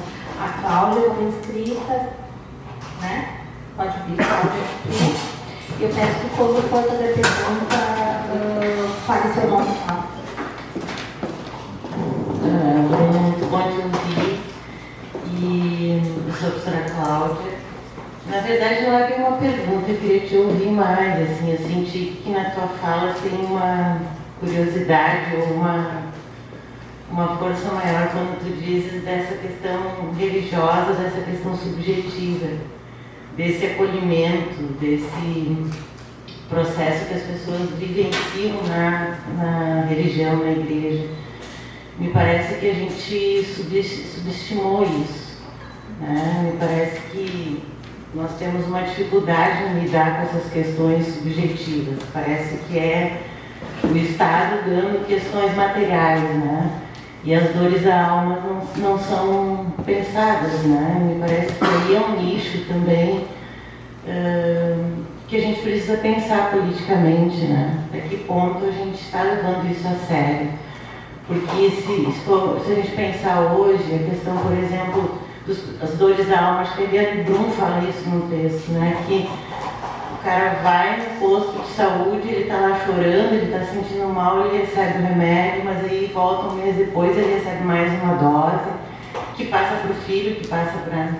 Ou seja, não é isso, né? São dores de outra ordem que todos nós temos, só que alguns têm condição de buscar um terapeuta E essa dimensão do encontro também, que é, né, a igreja, ou seja, não é só ir buscar comida no sentido, né, mas é a música, é a possibilidade de eu tocar um instrumento, é a possibilidade do encontro com outras pessoas, é o lazer, digamos assim, né?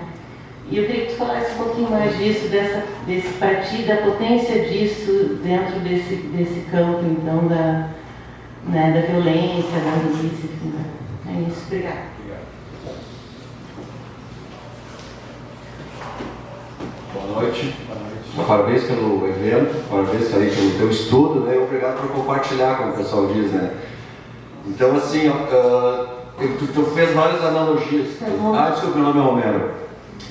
Fizeste várias analogias, né, comparando a governo, né, a organização do crime comparada, sabe, como se fosse uma metáfora. E depois o Assis falou sobre aspirações políticas. E eu estava pensando, na verdade, sobre como é que isso tudo vai apoiar o Bolsonaro, né? Pensei que alguém ia perguntar antes, né? E aí eu fiquei pensando, mas se na verdade é uma organização política, na verdade não é uma comparação, de fato só dá certo porque funciona politicamente, essa que é a grande questão. E o fato de ter esse ponto comum com o ultraliberalismo, né? Quer dizer, não tem Estado, e tanto isso é bom para o crime, quanto é bom para os liberais, né? O ultraliberalismo, esse aqui ganha na Argentina agora, né? Então, assim, eu queria dizer isso, né? Que eu concluo que, na verdade, não é uma comparação, é uma organização política, por isso dá certo. E as coisas só vão dar certo, então aí uma mensagem para todos nós, as coisas só vão dar certo se a gente agir como uma organização política, sempre, independentemente se é uma organização política institucional, como um partido, mas como política no sentido lato da questão, né? E a pergunta é a seguinte, como é que isso tudo vai eleger o Bolsonaro?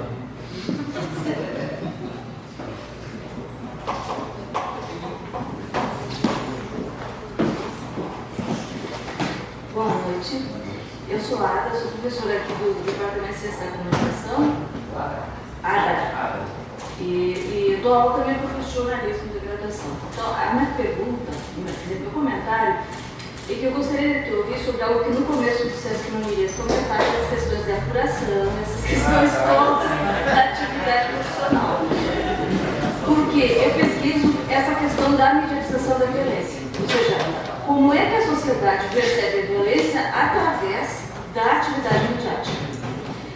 E tem muito para discutir nesse assunto, mas ocorre que a nossa sociedade é profundamente influenciada, né, pela maneira como as atividades profissionais jornalísticas se reportaram, já desde os anos 80 com muita ênfase, embora antes disso houvesse, e atualmente isso é conteúdo de mídia social, sistematicamente.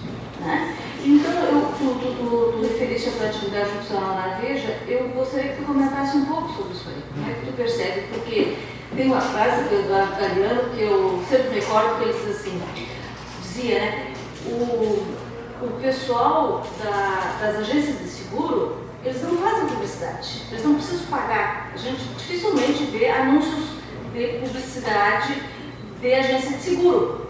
E sabe por quê? Porque eles dizem, nós não necessitamos, porque nós temos um noticiário. E um pouco a percepção que eu tenho, quer dizer, a atividade midiática é hoje uma atividade de guerra. Porque, em certo sentido, ela promove conflitos. Quando diz que está apenas cobrindo a realidade. Tá bom? Obrigada. Fritz.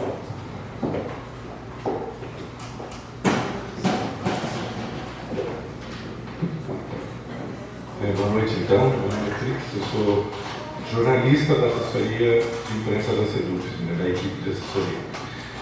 Gostaria de perguntar, Bruno, tu falaste ali, tangenciou a questão do jogo do bicho, né?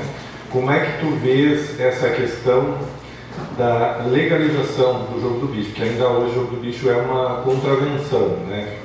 Não é um crime, é contravenção, é uma coisa mais leve e tal, mas ao mesmo tempo esses recursos eles são usados, né, nessa questão da criminalidade. Então, como é que tu percebe essa questão de não haver um debate sobre a questão da legalização do jogo, se isso é algo intencional, inclusive, né? E também sobre a questão da institucionalização do crime, esses tentáculos, né, da criminalidade que vão no meio político, no meio policial, né? Teve, por exemplo, o caso da Marielle, mas me lembro anos atrás, também no Rio de Janeiro, o caso do assassinato de uma juíza, né? Foi muito rumoroso o caso, né? Então, assim, se tu vislumbra saídas dentro da institucionalidade para, digamos assim, combater esse estado paralelo, né? Obrigado.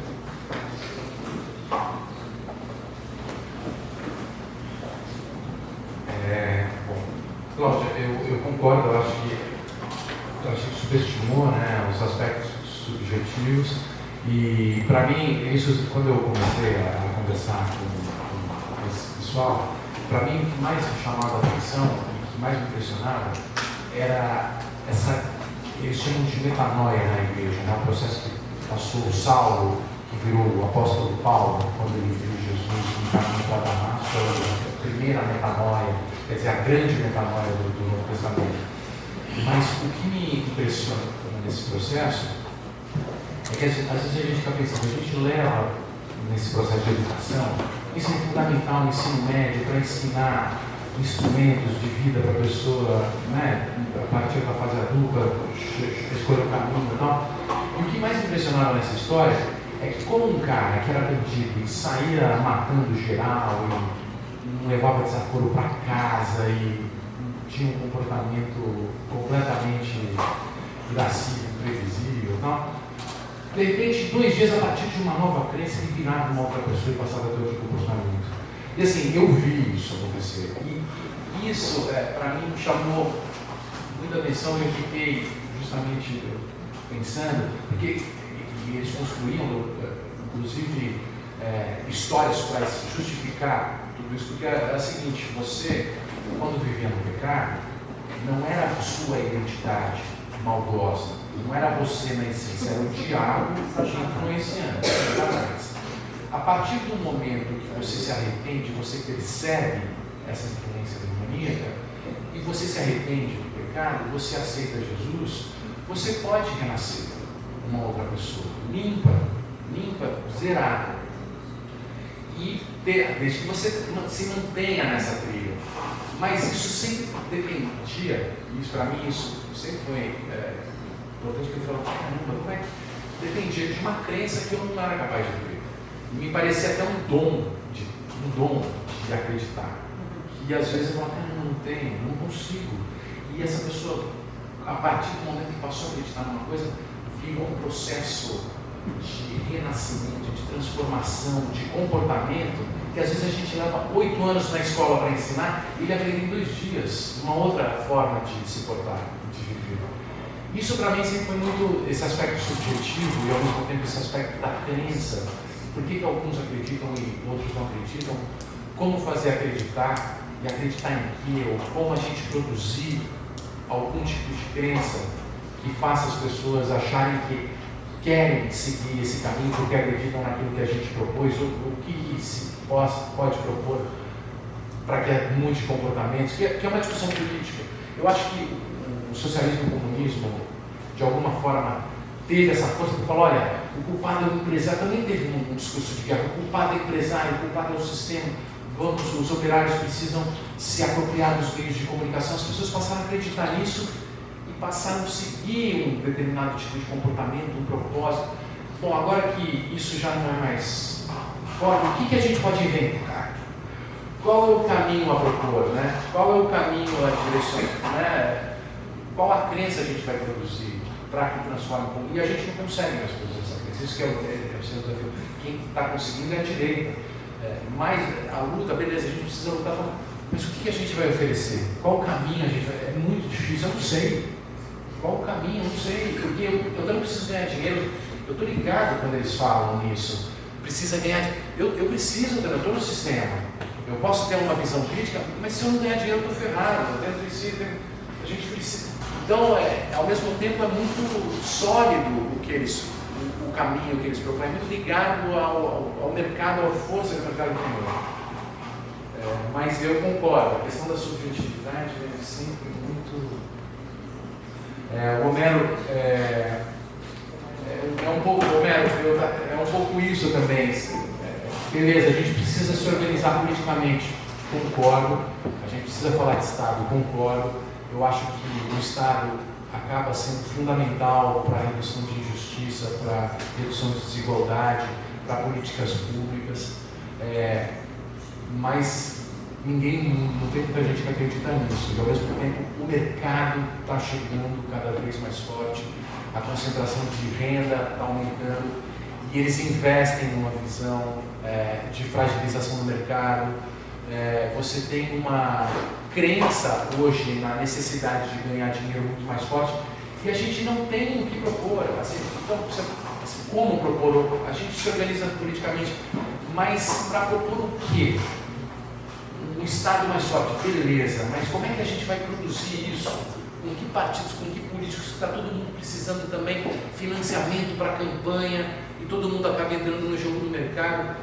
As coisas parecem tão difíceis, e as propostas e os projetos e os caminhos parecem tão difíceis hoje, né, comparado com como a gente vê nos anos 80. Nos anos 80 parecia mais factível. Hoje em dia você fala, bom, ninguém mais acredita nisso. E a direita, ao mesmo tempo, consegue regimentar. Então, por isso, o Bolsonaro e a extrema-direita têm uma força mundial, né?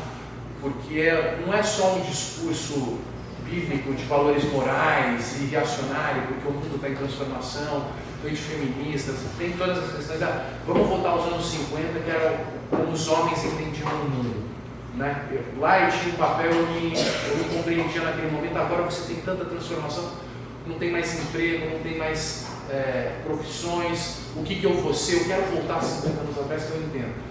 O homem só tem, hoje em dia, para legitimar seu poder, a força e a guerra. Então você tem um discurso político muito voltado para a guerra, para o conflito, para o confronto. Então você produz inimigos, produz aliados, e você vem para um discurso do confronto, que a direita e os homens da direita, que ela é muito masculina, a extrema-direita é muito ligada à masculinidade, ela tem essa capacidade de sedução por propor o confronto, por propor a guerra em vez de propor a política. Porque a política você pensa no todo, você governa para todos.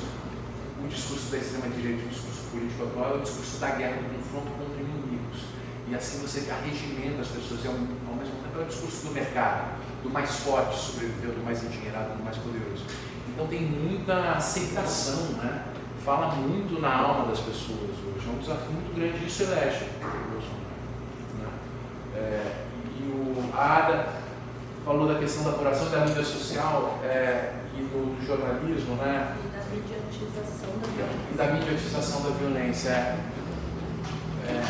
Uma coisa que eu acho que também, não sei se eu estou falando, uma coisa que eu acho que a mídia social promove é justamente essa possibilidade de você forjar bolhas de aliados e você conversa, vira uma espécie de seita que compartilha as mesmas crenças contra aqueles que acreditam nas outras crenças que viram os inimigos e você acaba promovendo essa radicalização e essa bipolaridade, esse mundo rachado desse discurso da guerra. Então você tem a partir da promoção dessas bolhas e da junção dos iguais e da separação dos diferentes, um discurso de guerra entre diferentes muito mais forte. Um discurso de guerra muito mais forte, né? Um discurso de confronto muito mais forte. A política se tornando um grande campo de batalha. A gente não consegue mais pensar no todo.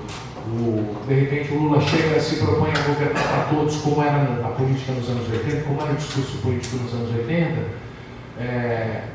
Então você tem o propósito da instituição pensar naqueles que votaram nele e que não votaram nele. Isso fica cada vez mais inviável, parece, porque as redes sociais segmentam os grupos e ele acaba só conversando e conseguindo conversar com o grupo deles. O grupo de oposição continua muito acirrado. Você não tem mais um jornal ou um veículo de comunicação que falava para todo mundo e todo mundo ouvia a mesma fonte de informação. Está todo mundo segmentado. Então você vive nesse cenário de ilhas, né, em disputas entre si. Aí voltando ao Rio de Janeiro, de vários territórios em disputas, né? Então fica uma sociedade muito mais violenta. E os programas de violência de televisão, tudo isso segue de alguma forma meio tradicional, produzem medo, né? Produzem esse cotidiano de notícias de crime, produz medo, produz sensação de vulnerabilidade e pede soluções violentas para aplacar esse medo, né? Soluções de guerra para aplacar esse medo. Então o discurso da guerra continua muito forte. Então, às vezes é uma sensação meio de que como é que a gente vai conseguir, não sei, meio pessimista. E o Fritz falou do jogo do bicho, da legalização, da contravenção, da institucionalização do crime dentro do Estado, né? No Rio de Janeiro, o Estado é o crime hoje, né? Isso já é evidente. A reeleição do Wilson Witzel, do Cláudio Castro, deixou isso muito claro, né? Ele conseguiu ser eleito no primeiro turno com o apoio da milícia, muito forte, e aí ele venceu no primeiro turno. E no segundo turno, na disputa presidencial, o Lula precisou ter o apoio do prefeito de Belfort Roxo, que é o Vaguinho, que é ligado às milícias, para vencer na Baixada Fluminense. Aí ele é eleito, leva a Daniela do Vaguinho para o Ministério do Turismo. Marcelo Freixo, que é um dos grandes batalhadores da luta anti-milícia, teve que engolir uma posição no Ministério. E uma situação muito tamanha força desses grupos, força eleitoral, a infiltração que eles têm na institucionalidade hoje, né? E eu conheço bem o Marcelo Freixo, o irmão dele foi assassinado por um miliciano, né? Então, assim, ele fez a CPI das milícias, viveu 10, 15 anos ameaçado de morte, na iminência de ser morto. A Marielle foi assassinada, amiga conhecíssima dele. Então, eu não duvido nenhuma forma do compromisso dele, né, na luta contra esses grupos, mas eu também sei que ele é um cara da política, e política é diálogo. E não vai dar para entrar em guerra com as milícias. Você vai ter que dialogar. Se ele fosse eleito governador, ele ia ter que dialogar com esses grupos. Ia ter que reduzir danos também. Como é que você exerce o controle? Como é que você diminui a influência da nossa deles? Você vai ter que dialogar e reduzir danos. Não vai dar para ir para um confronto. Então a solução é política também. A solução só pode ser política. Mas é difícil, não é fácil. Tanto que, como é que, em primeiro lugar, você vai convencer as pessoas de que não devem votar num governo que é conivente com as milícias? Votar no peso do Cláudio Castro. Tudo é muito diferente. Gente, como eu acabei num baixo astral, isso aqui. Eu estava pensando que eu vou falar para levantar, né? Desculpa, gente. A luta continua. Obrigada, então, Bruno. Obrigada a todos e todas que estiveram presentes. Eu peço que aqueles e aquelas que quiserem autógrafos comecem a fazer uma fila aqui, né? A gente fica na mesa autografando. Aproveito para convidar a todos e a todas para a próxima edição da Cultura da SEDUC, que vai ser aqui no campus também, que quinta-feira que vem, 5h30 da tarde, com o show Agora Só Falta Você, um tributo à Rita Lee. E a ideia é a gente